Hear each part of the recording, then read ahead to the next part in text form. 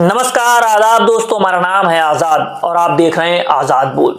बिहार राज्य में चुनाव हुआ, जो क्लीन स्वीप हुआ वो भी आपने देखा। आरोप लगाए गए वोट चोरी के। आरोप यह भी लगाया जा रहा है कि एसआईआर के माध्यम से चुनाव आयोग ने जो घपला कर दिया, उस आधार पर सत्ता आ गई एनडीए की। बीजेपी को सबसे बड़ी पार्टी का दर्जा मिल गया, उसी आधार पर सारी चीजों को देखा जा रहा था। अभी तक विपक्षी पार्टियां हैं सदमे में और वो देख रही कि किस आधार पर बिहार में उनको हरा दिया गया। लेकिन अब तैयारी हो रही है बंगाल की। बंगाल में भी एसआईआर हो रहा है, यूपी में भी एसआईआर हो रहा है। अब बिहार के बाद बंगाल और बंगाल के बाद उत्तर प्रदेश में जो एसआईआर हो रहा है, उसकी जो पूरी रणनीति तैयार की जा रही है, तो इसकी तैयारी विपक्षी पार्टियां क्या कर रही हैं आप जमीन पर देखेंगे तो कुछ दिखाई नहीं देगा। यह बात और है कि सपा ने कह दिया कि उन्होंने प्रहरी बना दिए, लेकिन प्रहरी कहां है, क्या काम कर रहे हैं, कुछ पता नहीं है। कागजों पर सब कुछ है। और कांग्रेस ने जिस तरह से यूपी में कह दिया है कि हर बूथ अध्यक्ष को जाकर के बूथ लेवल पर काम करना होगा और प्रहरी की तरह ही उसको बचाना होगा अपने वोट के अधिकार को, अपने लोगों के वोट को, लेकिन वह भी जमीन पर नहीं दिखाई दे रहा है।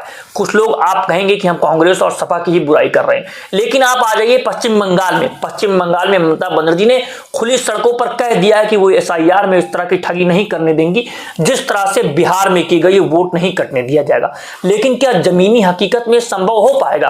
क्या जमीन में ये पार्टियां उतर के काम कर पाएगी? ये सवाल बहुत बड़ा खड़ा हो जाता है। इलेक्शन कमीशन को चेयर को रेस्पेक्ट करते हैं, लेकिन जैसे बिहार में 40 लाखों का ज्यादा आदमी को नाम निकाल दिया और बंगाल में भी करने वाला है। अगर करेगा तो घेराव कर्मसूची करेंगे, पूरा घेराव होगा, पूरा आंदोलन होगा।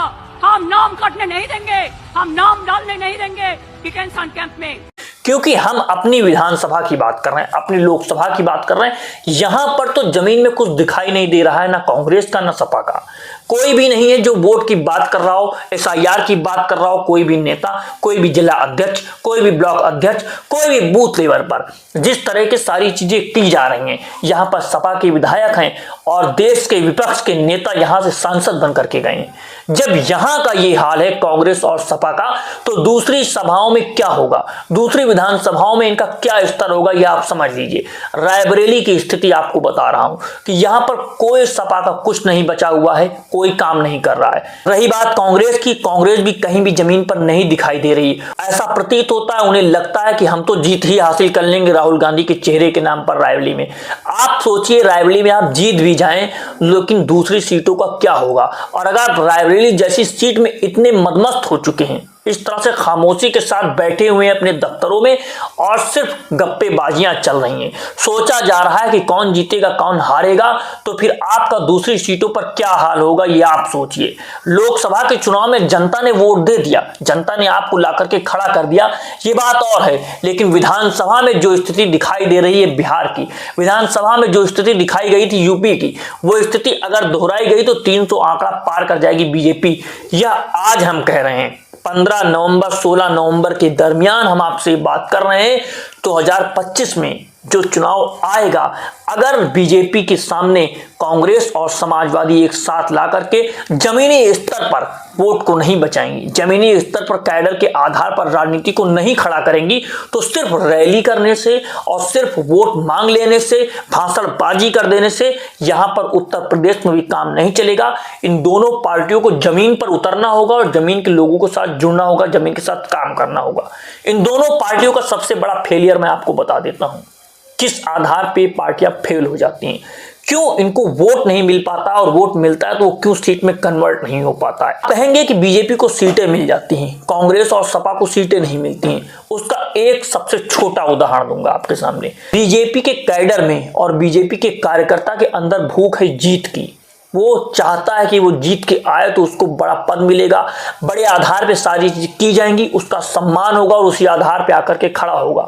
सपा और कांग्रेस का जो सबसे बड़ा निगेटिव टर्म है, जो सबसे ज्यादा निगेटिव काम है, वो यही है कि उनका शीर्ष नेतृत्व भले ही कितना अच्छा काम कर रहा हो, लेकिन जो जिला स्तर और जिला स्तर के नीचे लोग हैं, उनमें भूख खत्म हो चुकी है। उन्हें ऐसा प्रतीत होता है कि वो कुछ भी कर लें और नया आदमी जुड़ करके कुछ भी कर ले, उसे हासिल कुछ नहीं होगा।